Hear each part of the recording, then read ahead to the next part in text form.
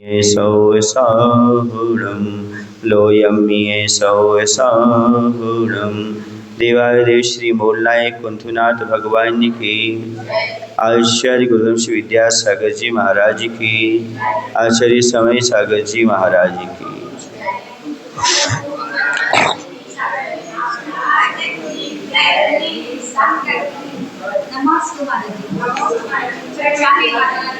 रत्नात्रय की साधना का फल क्या होना चाहिए? जो रत्नात्रय की साधना कर रहे हैं उसका फल क्या होना चाहिए?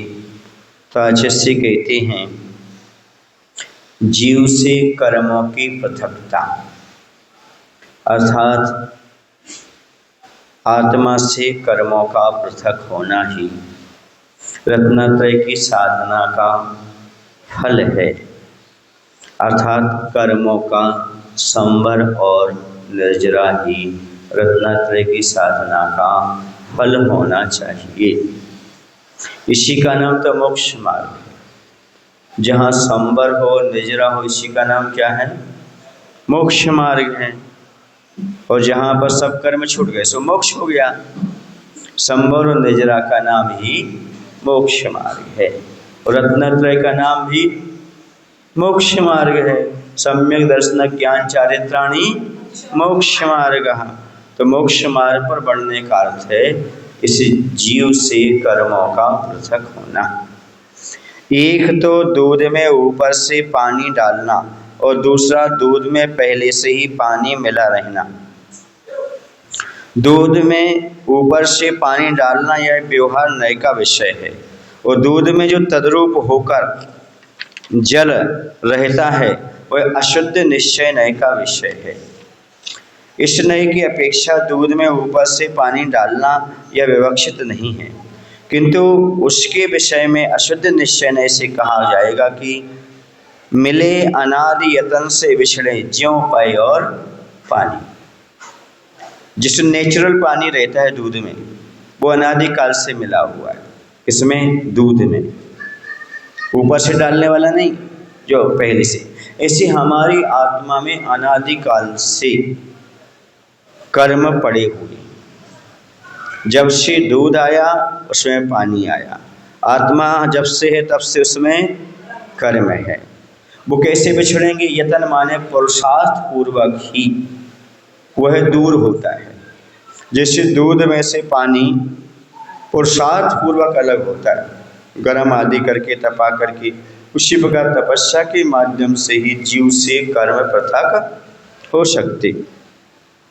पुरुषार्थ करने पर अनादि से मिली दूध और पानी को पृथक किया जा सकता है। जैसे दूध को उबालने पर गाढ़ा हो जाता है, क्योंकि उस समय रहने वाला पानी सूख जाता है, ठीक है ना, रबड़ी आदि बन जाती है।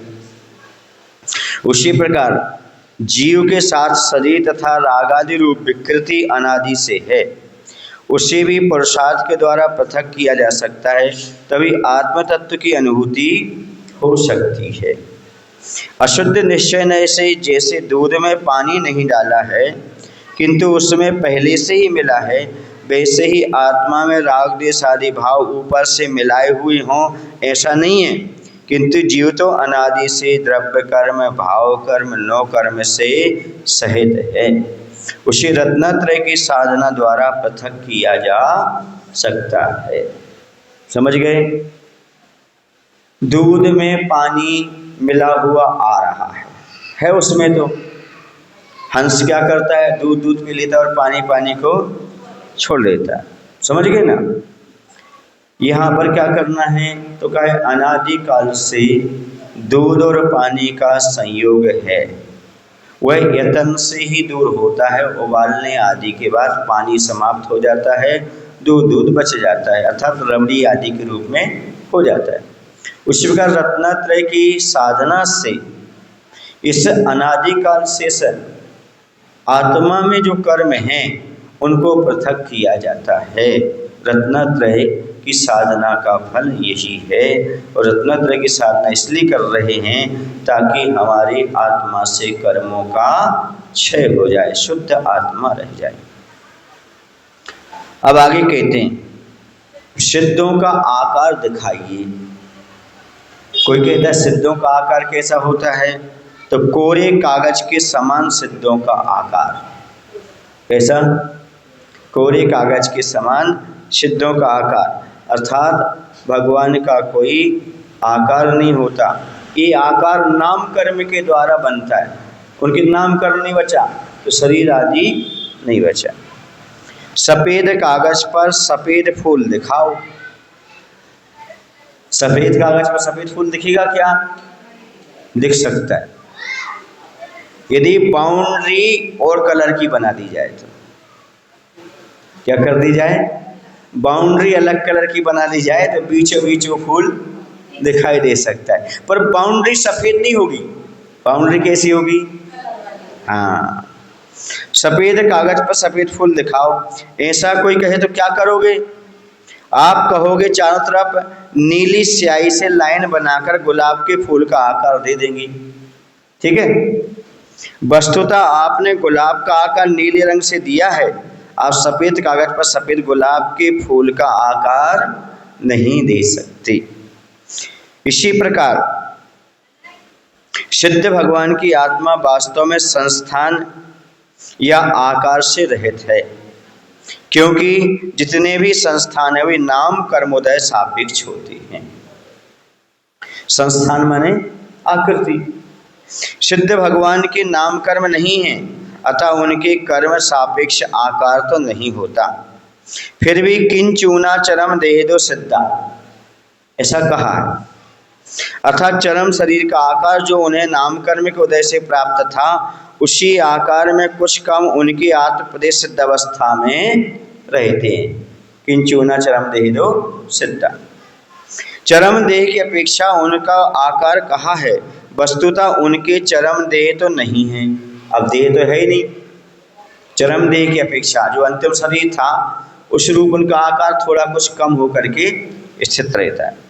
यह कथन पर सापेक्ष ही है। वास्तव में तो शुद्ध जीव अनिर्दिष्ट संस्थान वाला होता है। गुलाब के फूल के समान लायन रूप पोल रूप सिद्ध भगवान का आकार बनाते हैं। पहले देखा आप लोगों ने, पहले के ज़माने में ऐसी एक पतली सी प्रतिमा रखते थे, उसमें गोल गोल कटिंग कर दी थी और पीछे दर्पण लगा देते थे। देखा आपने? खोखला बना करके रखते थे। समझ गए ना? ऐसा करते थे। वो रहता था उसका तांबे का या पीतल का रहता था, ऐसा इतना आकार। इसमें सिद्ध भगवान की प्रतिमा को उकेर देते थे। संस्थान अकेला उकेर देते थे, पीछे दर्पण लगा देते थे, पीछे दर्पण वो दिखाई देता था। समझ गए ना? लेकिन ऐसा आकार आगम में कहीं मिलता नहीं। वो पहले लोग बना देते थे, इसलिए अब नहीं बनाते। और जो प्रतिष्ठाचार्य करते हैं अब उसमें मात्र सिद्ध प्रतिमा लिख देते हैं। पहले जो थी तो अभी है, पहले के आकार वाले मंदिरों में थे तो अभी भी हैं। हाँ, होंगे, यहाँ भी होंगे। सिद्धत्व का अनुभव अति कठिन। सिद्धत्व का अनुभव कैसा है? बहुत कठिन है। किसी भी कार्य को जब अत्यंत कठिनाई से किया जाता है तो कहते हैं यह तो बड़ी टेढ़ी खीर है।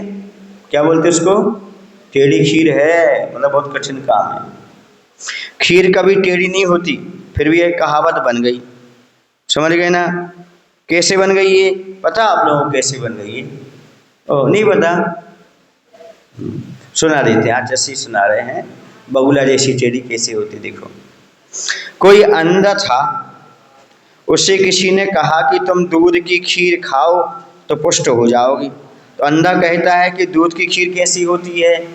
वह तो जन्म से अंधा था, तो सफ़ेद होती है। पर वह कहता है कि सफ़ेद कैसी होती है? उसने कहा बगुला जैसी होती है। तो बोले बगुला कैसा होता है? बोले बगुला ऐसा होता है। तो उसने कहा अंधे को दिखता तो है नहीं, उसने ऐसा किया। अरे उसने कहा तो टेढ़ा है। अरे भैया खीर तो बड़ी टेढ़ी है। उसने क्या कहा? खीर बड़ी टेढ़ी टेढ़ी।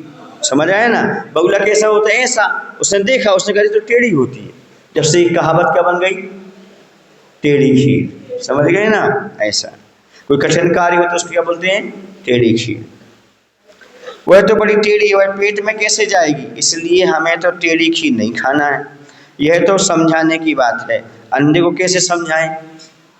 सफेद बताना था, सफेद बताने के लिए बगुला दिखाया, अब बगुला नहीं देखा उसने, उसका आकार दिखाना पड़ा। तो ऐसा बताया जाता है। अंधे ने ना सफेद रंग देखा, ना बगुला देखा, ना हाथ देखा, फिर भी हाथ के स्पर्श से टेढ़ी खीर समझ में आई।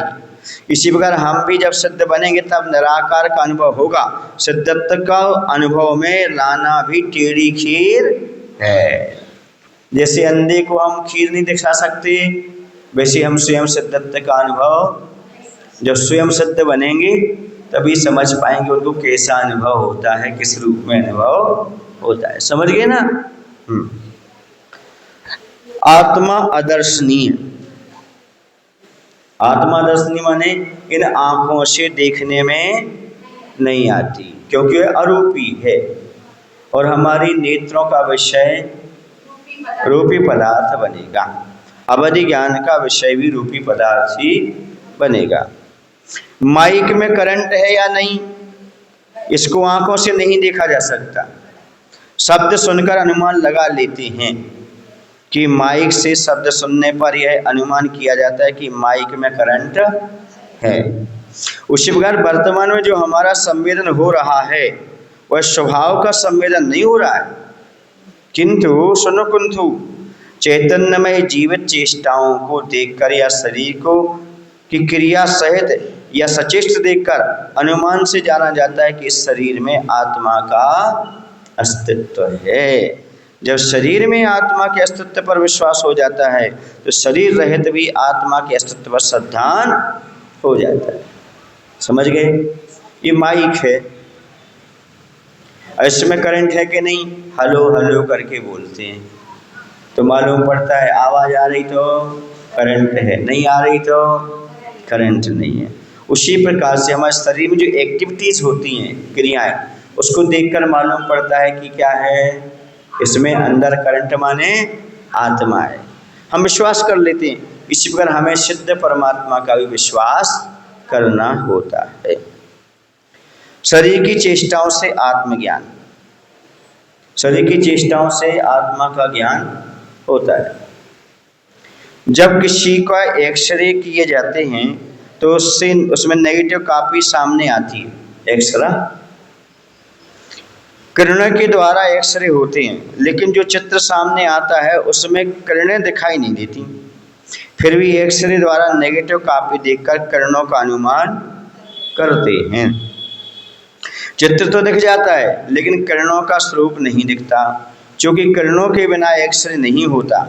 अतः चित्र में भले ही वे किरणें दिखाई ना दें, फिर भी अव्यक्त किरणों का अस्तित्व स्वीकार किया जाता है, वरना वो हमें चित्र कैसे दिखाई देता। उसी प्रकार भले ही शरीर में आत्मा तत्व दिखाई ना दे, लेकिन शरीर की चेष्टाएं चूंकि आत्मा के बिना नहीं होती, वरना मुर्दा भी चलने लगता। जिसमें से आत्मा निकल गई, ऐसा शरीर भी चेष्टा करता नहीं कर पाता। इसलिए शरीर में चेष्टाएं बिना आत्मा के नहीं होती। अतः शरीर की चेष्टाओं से अव्यक्त आत्मा के अस्तित्व को स्वीकार किया जाता है। प्रत्यक्ष और अनुमान में बहुत अंतर होता है। आगम प्रमाण्यात अथवा अनुमान प्रमाण्यात ऐसा कहा है। जैसे धुआं प्रत्यक्ष दिखने पर अग्नि का अनुमान किया जाता है।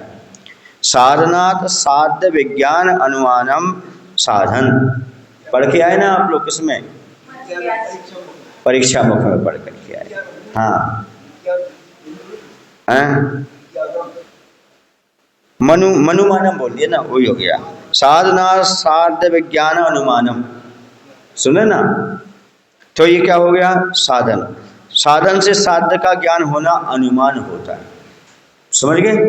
हाँ, जैसे साधन हो गया धुआं, धुआं से अनुमान लगा लेते हैं कि अग्नि है। यहाँ धुआं साधना है, अग्नि साधन है। यहाँ धुआं साधन है, अग्नि साध्य है। धुएं से अग्नि का ज्ञान होना अनुमान ज्ञान है, क्योंकि साधन से साध्य का ज्ञान होना ही अनुमान माना जाता है। उसी प्रकार शरीर की चेष्टाएं श्वासोच्छ्वास आदि की क्रिया से शरीर में जीवत्व का ज्ञान होना, यह भी अनुमान का विषय है। आगम में तो स्पष्ट रूप से जीव द्रव्य को पृथक रूप से कहा ही है, अतः आगम से आत्म तत्व की सिद्धि स्पष्ट है ही। समझ गए? शरीर की चेष्टाओं से क्या होता है? आत्मज्ञान हो जाता है कि इसमें आत्मा विद्यमान है। आत्मा का